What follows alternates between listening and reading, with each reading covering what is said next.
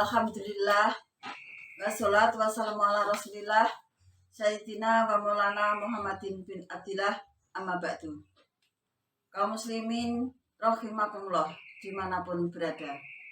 Sebagai hamba Allah yang beriman, mari kita panjatkan rasa syukur kita kehadirat Allah Subhanahu wa Ta'ala yang telah memberikan kekuatan iman lahir batin, kesehatan, sehingga sampai saat ini kita masih bisa menjalankan ibadah puasa Ramadan.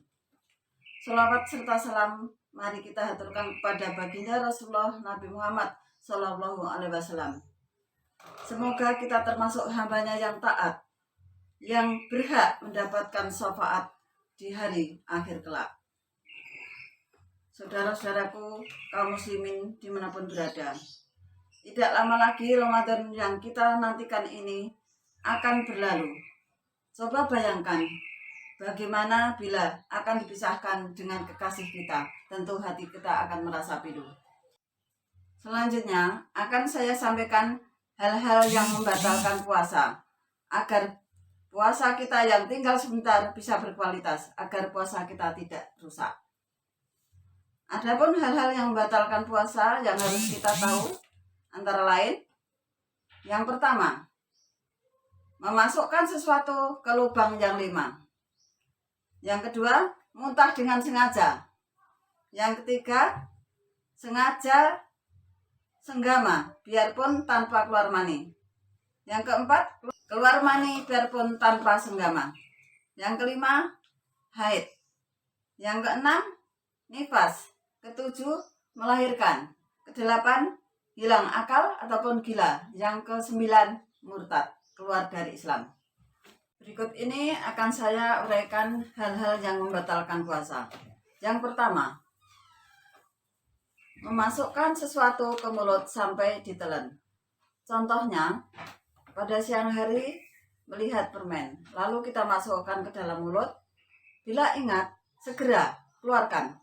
Namun setelah ingat, tetap kita telan, nah itu batal puasanya. Yang kedua, memasukkan sesuatu ke lubang hidung. Bila kita berwudu, silahkan berwudu itu dibersihkan di luarnya saja. Jangan sampai air yang masuk ke dalam hidung terlalu dalam, itu bisa membatalkan puasa. Nomor 3, memasukkan sesuatu dalam telinga.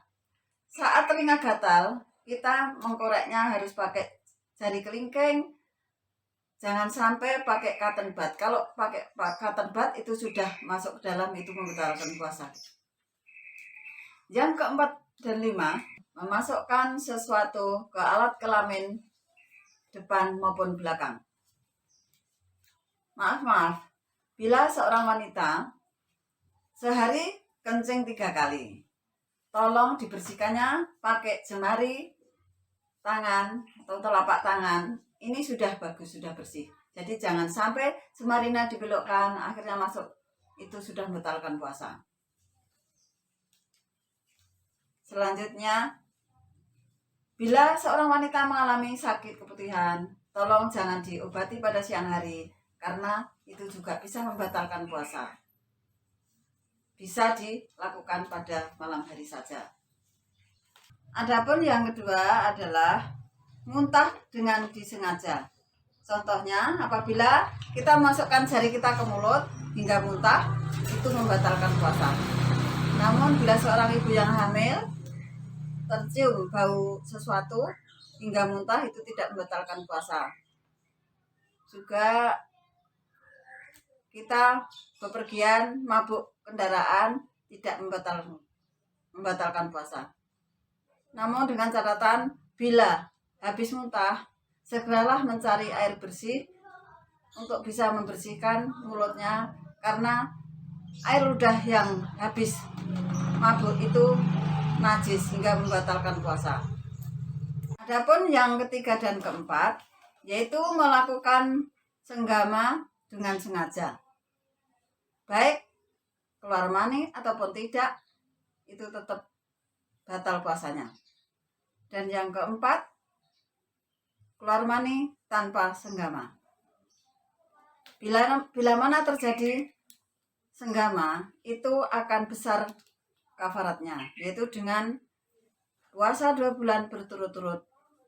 Kalau tidak bisa puasa berturut-turut, harus membayar denda dengan memberikan makan 60 fakir miskin.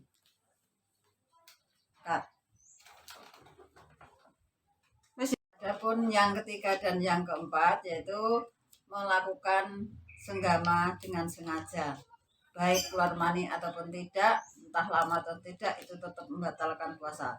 Bila terjadi, itu besar kafaratnya, harus membayar denda dengan puasa 2 bulan berturut-turut ataupun memberikan makanan 60 kepada fakir miskin.